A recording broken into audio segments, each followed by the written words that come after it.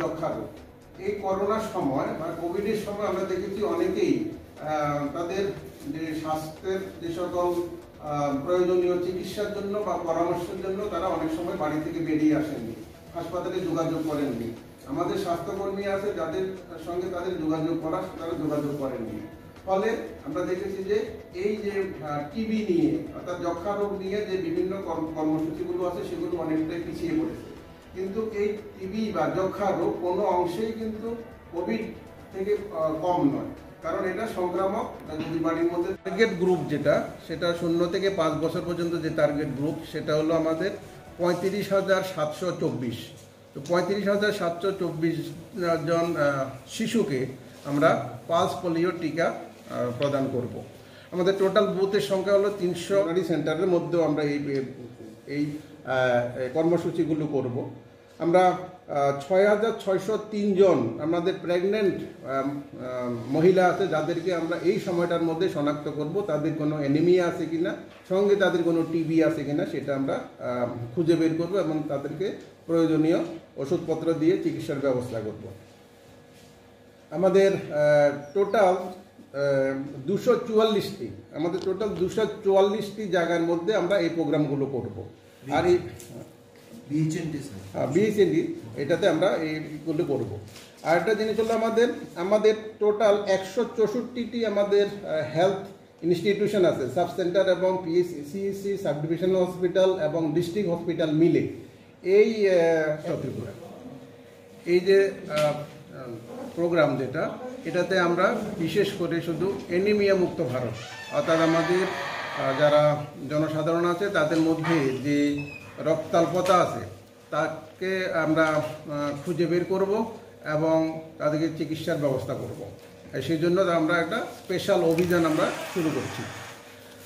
দ্বিতীয় যেটা আপনাদের সামনে আমরা উপস্থাপন করতে চাই যে আগামী 27 তারিখ আমরা পালস পোলিও যে প্রোগ্রাম, এই পালস পোলিও প্রোগ্রাম আমরা করতে যাচ্ছি এবং সেটা উদ্বোধন আমরা দুটোরই উদ্বোধন আমরা আগামী 25 তারিখে করতে যাচ্ছি এবং সেটা হবে আমাদের অগ্নিবীণা যে আমাদের প্রেক্ষাগৃহ, সেখানে সেটা হতে থাকি এবং সেটা চলবে 3 দিন। প্রথম দিন আমরা বুথের মধ্যে যে টিকাকরণ করব, পরের 2 দিন হাউস টু হাউস সার্ভে করা হবে, প্রত্যেকটি বাড়িতে যাবে এবং বাড়িতে গিয়ে ওনারা আমাদের যেসব কর্মীরা আছেন ওনারা প্রত্যেকটা বাড়িকে চেক করবেন এবং দেখবেন সেখানের মধ্যে কোনো শিশু এরকম আনভ্যাকসিনেটেড আছে কিনা, যদি থাকে সঙ্গে সঙ্গে তাদেরকে ভ্যাকসিনেটেড করা হবে। যদি এরকম কোনো ঘর পাওয়া যায় যেখানের মধ্যে কোনো শিশু আছে অথচ তাদেরকে সেই দিনও প্রথম দিনও আমরা ভ্যাকসিনেট করতে পারিনি, তাহলে আমরা দ্বিতীয় দিন সেখানের মধ্যে যাবে আমাদের টিম এবং তাকে এই টিকাকরণ করবেন। এইভাবে আমাদের পালস পোলিও প্রোগ্রাম যেটা, সেটা আমরা চালু রাখবো।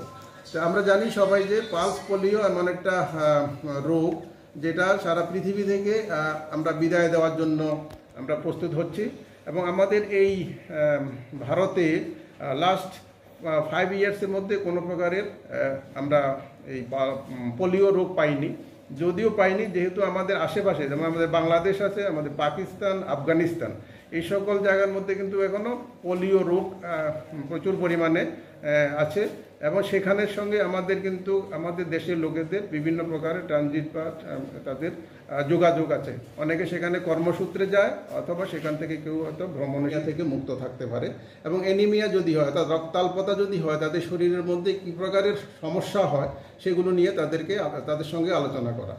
তা আমরা দেখেছি যে বিদ্যালয়ে যে সকল ছাত্রছাত্রীরা থাকে তাদের মধ্যে এই রক্তাল্পতার জন্য তারা ঠিকমতো বিদ্যালয়ে আসতে পারে না, অনেক সময় তাদের বিদ্যালয় কামাই হয়। 2 নম্বর আমরা দেখি যে এই রক্তাল্পতার জন্য তাদের স্বাস্থ্য ঠিকমতো বৃদ্ধিপ্রাপ্ত হয় না এবং তারা শারীরিকভাবে অক্ষম হয়ে পড়ে। তৃতীয় যেটা আমরা দেখি যে তাদের এই রক্তাল্পতার জন্য তাদের ব্রেন ডেভেলপমেন্ট ঠিকমতো হয় না, যার জন্য তাদের পড়াশোনাতে এবং খেলাধুলাতে অনেক সময় তারা পিছিয়ে পড়ে। তাদের শিক্ষাতে যে শিক্ষা কোয়ালিটি যে শিক্ষা, সেই শিক্ষার ক্ষেত্রে তারা পিছিয়ে পড়ে। তো আমাদের এই ত্রিপুরা রাজ্যে প্রায় 60% এখনো পর্যন্ত দেখা গেছে, প্রায় 100 জনের মধ্যে 60 জন যারা আছে তারা কোনো না কোনো প্রকারে এইরকম রক্তাল্পতায় ভুগছে। এর মধ্যে কিছু কিছু আছে খুব সিভিয়ার, যেটাকে আমরা বলি যদি তার হিমোগ্লোবিন লেভেল 7 গ্রাম থেকে যদি কম থাকে তাহলে আমরা সেটাকে সিভিয়ার বলে থাকি। 7 থেকে 11 পর্যন্ত যদি হয় সেটাকে আমরা মডারেট বলে থাকি।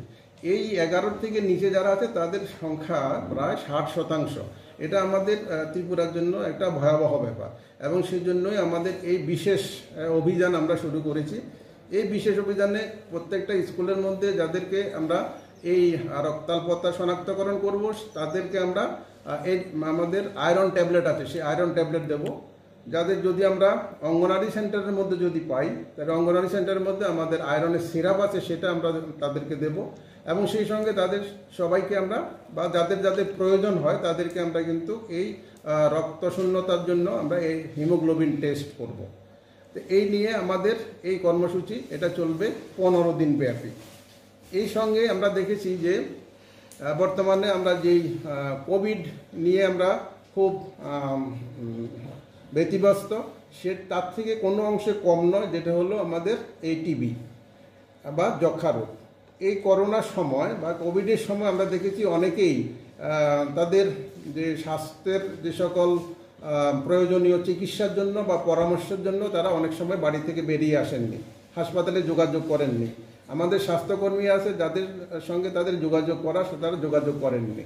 ফলে আমরা দেখেছি যে এই যে টিবি নিয়ে অর্থাৎ যক্ষা রোগ নিয়ে যে বিভিন্ন কর্মসূচিগুলো আছে সেগুলো অনেকটাই পিছিয়ে পড়েছে।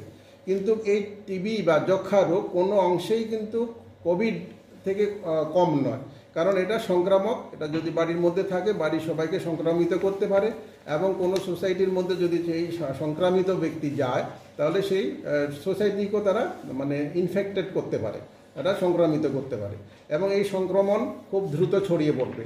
এবং এই ক্ষেত্রে আমরা দেখেছি যে চিকিৎসা